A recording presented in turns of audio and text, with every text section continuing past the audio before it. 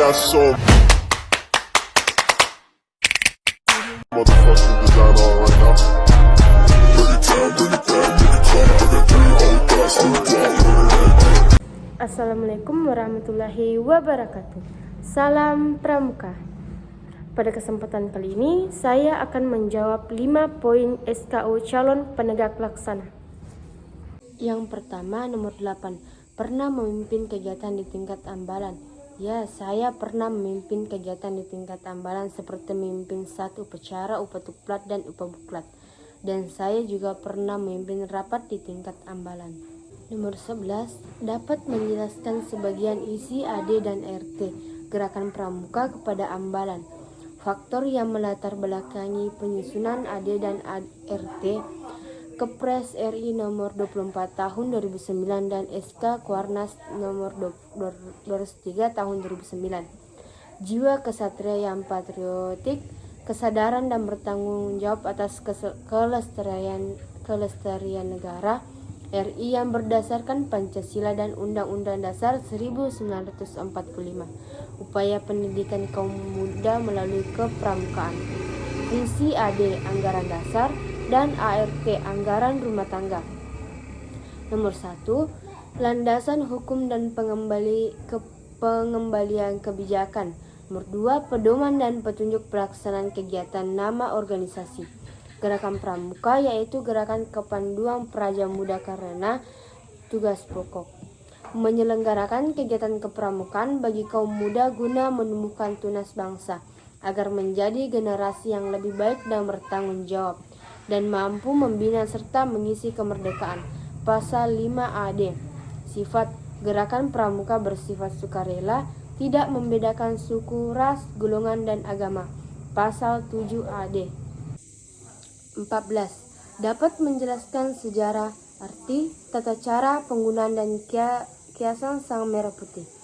Pada tanggal 28 Oktober 1928 berkibarlah bendera merah putih sebagai bendera kebangsaan, yaitu pada saat Sumpah Pemuda Kongres kedua. Bendera merah putih sebagai bendera nasional pada tanggal 17 Agustus 1945.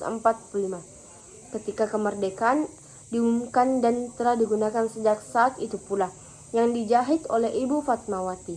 Bendera negara yang dikibarkan pada proklamasi kemerdekaan bangsa Indonesia tanggal 17 Agustus 1945 di Jalan Pengasaan Timur nomor 56 Jakarta disebut Bendera Pusaka Sang Saka Merah Putih. Bendera Pusaka Sang Saka Merah Putih disimpan dan dipelihara di Monumen Nasional Jakarta. Arti warna bendera Indonesia memiliki makna filosofis. Merah berarti berani, putih berarti suci, merah melambangkan tubuh manusia, sedangkan putih melambangkan jiwa manusia. Keduanya saling melengkapi dan menyempurnakan untuk Indonesia. Peraturan tentang bendera merah putih. Bendera negara diatur menurut Undang-Undang Dasar 45 Pasal 35 UU nomor 24 2009 dan Peraturan Pemerintahan nomor 40 1958 tentang bendera kebangsaan Republik Indonesia. Bendera negara dibuat dari kain yang warnanya tidak luntur. 15. Dapat menjelaskan peran Indonesia dalam organisasi ASEAN dan PBB. 1. Organisasi Internasional ASEAN. A. Sejarah singkat. ASEAN atau Peraturan Negara-Negara Asia Tenggara. ASEAN didirikan pada tanggal 8 Agustus 1967 di Bangkok. ASEAN didirikan oleh 5 negara pemerkasa melalui Deklarasi Bangkok, Menteri Luar Negeri. Penandatanganan Deklarasi Bangkok kala itu adalah Adam Malik, Indonesia, Tun Abdul Razak, Malaysia, Narciso R. Ramos, Filipina, S. Rajaratnam, Singapura, dan Tanat Koman, Thailand. Faktor internal yaitu adanya tekad bersatu untuk memperjuangkan kepentingan bersama dan sama-sama sebagai bekas negara jajahan barat.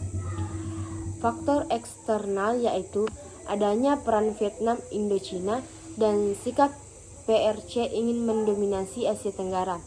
Kini ASEAN beranggotakan semua negara di Asia Tenggara kecuali Timur Leste dan Papua Nugini. B. Asas ASEAN. ASEAN sebagai organisasi kerja sama di regional di Asia Tenggara menganut asas keanggotaan terbuka. Ini berarti bahwa ASEAN memberi kesempatan kerjasama pada negara-negara lain yang berada di kawasan Asia Tenggara, seperti Timur Leste dan Papua Nugini. C. Dasar prinsip utama ASEAN. 1. Saling menghormati kemerdekaan, kedaulatan, kesamaan, integritas wilayah nasional dan identitas nasional setiap negara.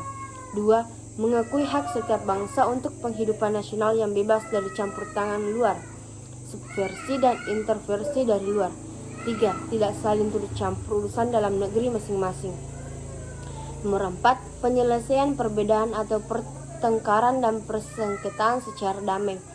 5. Tidak mempergunakan ancaman, menolak penggunaan kekuatan militer, menjalankan kerjasama secara efektif antara anggota. Tujuan ASEAN.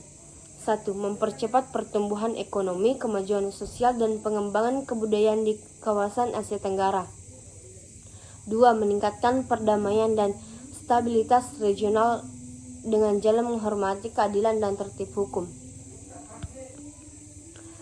Struktur ASEAN sebelum KTT Bali 1976. 1. ASEAN Ministerial Meeting, sidang tahunan para menteri. 2. Standing Committee, badan yang bersidang di antara dua sidang menlu negara ASEAN untuk menangani persoalan-persoalan yang memerlukan keputusan para menteri. 3. Komite-komite khusus. 4. Sekretariat Nasional ASEAN pada setiap ibu kota negara-negara ASEAN. Sesudah KTT Bali 1976. 1. Summit meeting pertemuan kepala pemerintahan yang merupakan otoritas kekuasaan tertinggi di ASEAN. 2. ASEAN Ministerial Meeting, sidang tahunan para menteri. 3. Sidang para menteri lainnya, non-ekonomi. 4. Standing Committee. 5. Komite-komite. Audio Jungle.